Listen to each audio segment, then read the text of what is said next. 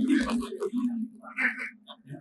ಎಲ್ಲರ ಮನೆ ಮೇಲೆಗೆ ನಮ್ಮ ಜನಸಂಖ್ಯೆ ಕಡಿಮೆ ತೋರಿಸ್ತೀರಿ, ಅದನ್ನು ನಮ್ಮ ಮೇಲೆ ಅಪಾತೆ ಇತ್ತು. ಕಾಂಗ್ರೆಸ್ ಪಕ್ಷದ ವರಿಷ್ಠರು ಮಲ್ಲಿಕಾರ್ಜುನ ಖರ್ಗೆ ಸಾಹೇಬರು, ರಾಹುಲ್ ಗಾಂಧಿ ಸಾಹೇಬರು, ನಾವು ಎಲ್ಲ ಚರ್ಚೆ ಮಾಡಿ ಸುರ್ಜೇವಾಲಾ ಎಲ್ಲ ಕೂಡ ಪ್ರೆಸ್ ಕಾನ್ಫರೆನ್ಸ್ ಮಾಡಿದ್ದೀವಿ. ಇದನ್ನ ಮತ್ತೆ ಅದನ್ನ ಪರಿಶೀಲನೆ ಆಗಿದೆ, ಮತ್ತೆ ಜನಸಂಖ್ಯೆ ಮಾಡಬೇಕು ಅಂತೇಳಿ ಅವಕಾಶವನ್ನ ಮಾಡಿಕೊಟ್ಟಿದ್ದಾರೆ. ಈಗಾಗಲೇ ನಾವು ಅವಕಾಶ ಮಾಡಿಕೊಟ್ಟಿದ್ದೇವೆ. ಎಲ್ಲರಿಗೂ ಮಾಡ್ಕೊಂಡು ಎಲ್ಲ ಜಾತಿನೂ ಬಡವರಿದ್ದಾರೆ. ಹಿಂದುಳಿದವರು ಅಂತಂದ್ರೆ ಬರೀ ಒಂದೇ ಜಾತಿ ಅಲ್ಲ, ಎಲ್ಲಾ ಜಾತಿನೂ ಹಿಂದುಳಿದವರಿದ್ದಾರೆ. ಆ ದೃಷ್ಟಿಯಿಂದ ಇವತ್ತು ನಾವು ಪ್ರತಿಯೊಂದು ಸರ್ವೆನ ಕಂಡಕ್ಟ್ ಮಾಡ್ತಾ ಇದ್ದೀವಿ. ವೋಟ್ ಅವ್ರು ಹೇಳಿದ್ದಾರೆ ಬಲವಂತ ಮಾಡ್ಬೇಡಿ ಅಂತ, ಅದನ್ನ ನಾವ್ ಹೇಳ್ತಾ ಇದೀವಿ.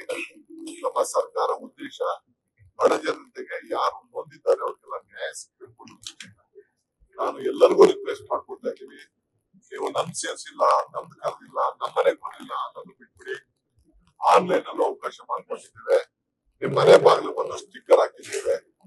ಆನ್ಲೈನ್ ಅಲ್ಲೂ ಬಂದು ನೀವು ಲಿಸ್ಟ್ ಮಾಡ್ಕೊಳ್ಳಿ, ಇಲ್ಲ ಮತ್ತೆ ಬಂದು ಉಳ್ಕೊಂಡು ಇನ್ನ 3 ದಿನಗಳ ಕಾಲ ಅವಕಾಶ ಇದೆ.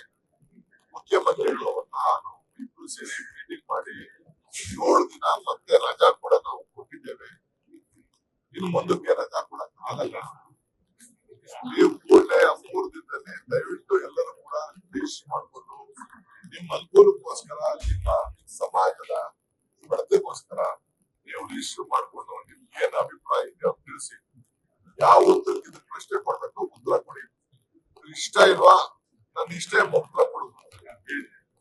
ಇದು ನಿಮ್ಮೆಲ್ಲರ ಸರ್ಕಾರದ ಪರವಾಗಿ, ಕಾಂಗ್ರೆಸ್ ಪಕ್ಷದ ಪರವಾಗಿ ನಾವು ಎಲ್ಲರಿಗೂ ರಿಕ್ವೆಸ್ಟ್ ಮಾಡ್ಕೊಳ್ತಾ ಇದ್ದೇವೆ. ಎಲ್ಲಾ ಶಾಸಕರಿಗೆ, ಎಲ್ಲಾ ಕಾರ್ಯಕರ್ತರಿಗೆ, ಎಲ್ಲಾ ಅಧಿಕಾರಿಗಳಿಗೆ, ಎಲ್ಲಾ ಸಿಬ್ಬಂದಿಗಳು ಕೂಡ ಎಲ್ಲರೂ ಸೇರಿ ಯಾರು ಕೊಟ್ಟಿದ್ದಾರೆ ಅವರೆಲ್ಲರೂ ಕೂಡ ಇದನ್ನ ಮಾಡಬೇಕು. ಕೆಲವು ಕಡೆ 70% ಆಗಿದೆ, 20% ಆಗಿದೆ. ಬೆಂಗಳೂರಿನಲ್ಲಿ ಕಡಿಮೆ ಆಗಿದೆ. ಎಲ್ಲರೂ ಕೂಡ ನಾನು ರಿಕ್ವೆಸ್ಟ್ ಮಾಡ್ಕೊಳ್ತಾ ಇದ್ದೇನೆ, ಎಲ್ಲರೂ ಇದರಲ್ಲಿ ಭಾಗವಹಿಸಬೇಕು. ಇದು ನಿಮ್ಮ ಸಮಾಜಕ್ಕೆ, ಸಮಾಜದ ಎಲ್ಲ ಬಡವರಿಗೆ ನೀವು ನ್ಯಾಯವನ್ನು ಒದಗಿಸಬೇಕಾದ್ರೆ ಇದರಲ್ಲಿ ಪಾಲ್ಗೊಳ್ಬೇಕು ಅಂತ ಹೇಳಿ ನಮ್ರತೆಯಿಂದ ನಿಮ್ಮ ಅಧಿಕಾರಿಗಳ ಸ್ಪಂದಿಸ್ತಿಲ್ಲ ಅಂತ ಐಎಎಸ್ ಅಧಿಕಾರಿಗಳು, ಜಿಬಿಐ ಅಧಿಕಾರಿಗಳು ಮಾಡ್ತಾ ಇದ್ದಾರೆ. ಒಬ್ಬ ಟೀಚರ್ಸ್ ಎಲ್ಲ ಕಷ್ಟಪಟ್ಟು ಕೆಲಸ ಮಾಡಿದ್ದಾರೆ, ಸರ್ಕಾರಿ ಸಿಬ್ಬಂದಿಗಳು ಕೆಲಸ ಮಾಡಿದ್ದಾರೆ. ಎಲ್ಲರೂ ಕೂಡ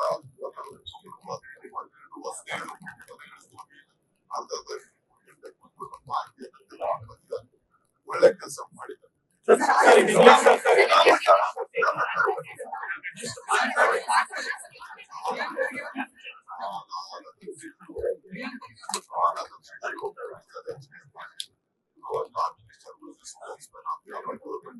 ಯತೀಂದ್ರ ಹೇಳಿದ್ದಾರೆ